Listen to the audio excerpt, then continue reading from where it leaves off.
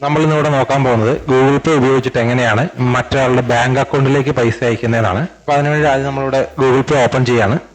അത് കഴിയുമ്പോൾ ഇതുപോലത്തെ സ്ക്രീനാണ് വരിക. ഇവിടെ ഫസ്റ്റ് തന്നെ ബാങ്ക് ട്രാൻസ്ഫർ എന്നൊരു ഓപ്ഷൻ നിങ്ങൾക്ക് കാണാൻ സാധിക്കും. ഈ ബാങ്ക് ട്രാൻസ്ഫർ സെലക്ട് ചെയ്യുക.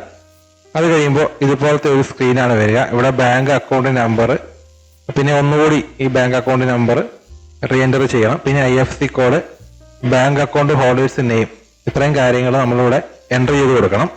നമുക്ക് അക്കൗണ്ട് നമ്പറും രണ്ടോട്ട് എൻ്റർ ചെയ്ത് കഴിഞ്ഞാൽ നമ്മൾ IFSC കോഡ് അടിച്ചു കഴിഞ്ഞാൽ ഓട്ടോമാറ്റിക്കായിട്ട് ഇതുപോലെ സെർച്ച് വരും. അത് കഴിഞ്ഞിട്ട് ഇതുപോലെ സ്ക്രോൾ ചെയ്ത് കഴിഞ്ഞാൽ പേരും കൂടെ അടിച്ചു കൊടുക്കണം കേട്ടോ. പേരും കൂടെ അടിച്ചു കൊടുത്തു കഴിഞ്ഞാൽ കൺഫേം കൊടുക്കുക. അപ്പോൾ ഇതുപോലെ വരും.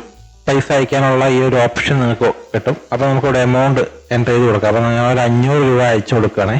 കോഡ് എൻ്റർ ചെയ്യുക. അത് കഴിയുമ്പോൾ ടിക്ക് മാർക്ക് സെലക്ട് ചെയ്യുക. പൈസ സെൻഡ് ആയിട്ടുണ്ട്. നമുക്കിത് വന്നോ നോക്കാം. ഇപ്പുറത്ത് ഇവിടെ നിങ്ങൾക്ക് കാണാൻ സാധിക്കും. ഇവിടെ പൈസ 500 രൂപ വന്നിട്ടുണ്ട്. അപ്പോൾ ഇവിടെ ശ്രദ്ധിക്കേണ്ട ഒരു കാര്യം, നമ്മളിപ്പോൾ ഗൂഗിൾ പേ ഉപയോഗിച്ചിട്ട് ബാങ്ക് അക്കൗണ്ടിലേക്കാണ് പൈസ ട്രാൻസ്ഫർ ചെയ്തേക്കുന്നത്.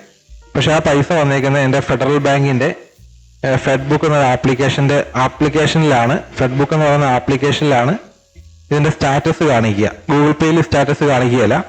അപ്പൊ നമ്മൾ ഗൂഗിൾ പേ ഉപയോഗിച്ചിട്ട് ബാങ്ക് അക്കൗണ്ടിലേക്ക് ട്രാൻസ്ഫർ ചെയ്യുമ്പോൾ ആ പൈസ വന്നോ എന്നറിയാനായിട്ട് നമ്മൾ ബാങ്കിന്റെ ആപ്ലിക്കേഷന്റെ ട്രാൻസാക്ഷൻ ഹിസ്റ്ററിയാണ് നമ്മൾ നോക്കേണ്ടത്. അപ്പോൾ ഇവിടെ പൈസ വന്നിട്ടുണ്ട്. ഇത്രയും സിമ്പിൾ ആണ് കാര്യം. വളരെ എളുപ്പത്തിൽ നമുക്ക് ബാങ്ക് അക്കൗണ്ടിലേക്ക് ഗൂഗിൾ പേയിൽ നിന്നും പൈസ അയക്കാൻ പറ്റും. അതുപോലെ നമ്മൾ ഇപ്പം ബാങ്ക് അക്കൗണ്ടിലേക്ക് ഗൂഗിൾ പേയിൽ നിന്ന് പൈസ അയച്ചു. അപ്പൊ ഇതുപോലെ ഇവിടെ കാണിക്കും. അയച്ചത് ഇവിടെ ഇതുപോലെ പീപ്പിൾ എന്നുള്ളത് കാണിക്കും. വീണ്ടും നമുക്ക് അയക്കണമെങ്കിൽ അത് തന്നെ സെലക്ട് ചെയ്ത് കഴിഞ്ഞാൽ വീണ്ടും നമുക്ക് ആ അക്കൗണ്ട് ഡീറ്റെയിൽസ് കാര്യങ്ങളൊക്കെ ഇവിടെ കാണാൻ സാധിക്കും. വീണ്ടും നമുക്ക് ഇവിടെ നിന്ന് ഇങ്ങനെ പൈസ അയക്കാം. പേ ഓപ്ഷൻ സെലക്ട് ചെയ്ത് കഴിഞ്ഞാൽ വീണ്ടും പൈസ അയക്കാൻ പറ്റും. അപ്പോൾ ഒരു പ്രാവശ്യം അക്കൗണ്ട് നമ്പറും ഡീറ്റെയിൽസും ഒക്കെ എൻ്റർ ചെയ്ത് കൊടുത്തു കഴിഞ്ഞാൽ ഓട്ടോമാറ്റിക്കായിട്ട് ഗൂഗിൾ പേയിൽ അത് സേവ് ആയിക്കോളും. അപ്പോൾ ആദ്യമായിട്ട് ചാനൽ കാണുന്നവരൊക്കെ സപ്പോർട്ട് ചെയ്യാൻ മറക്കല്ലേ.